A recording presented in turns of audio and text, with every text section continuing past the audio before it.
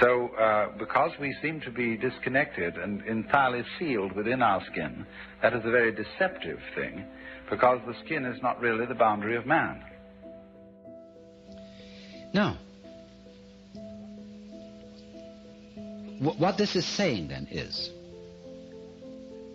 that just as you don't know how you manage to be conscious, how you manage to grow and shape this body of yours,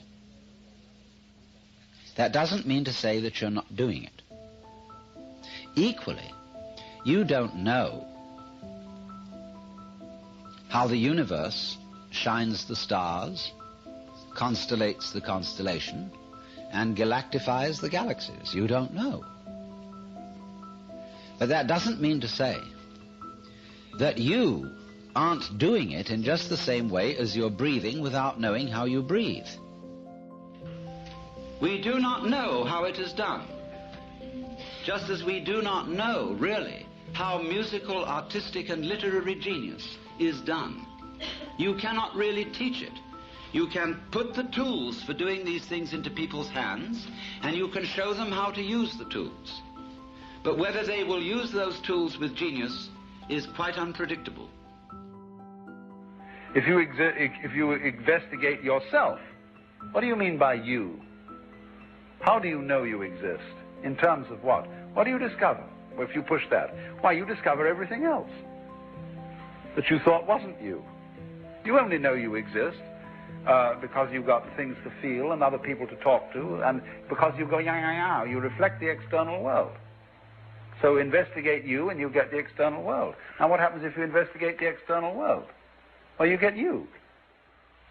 You begin to see things in the depths that at first sight seem utterly remote.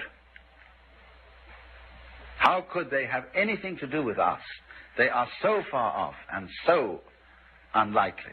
And in the same way, when you start probing into the inner workings of the human body, you come across all kinds of funny little monsters and wiggly things that bear no resemblance to what we recognize as the human image. But what worries us is that when we're dead, there could be nothing at all forever, as if that was something to worry about. Before you were born, there was this same nothing at all forever, and yet you happened. And if you happened once, you can happen again.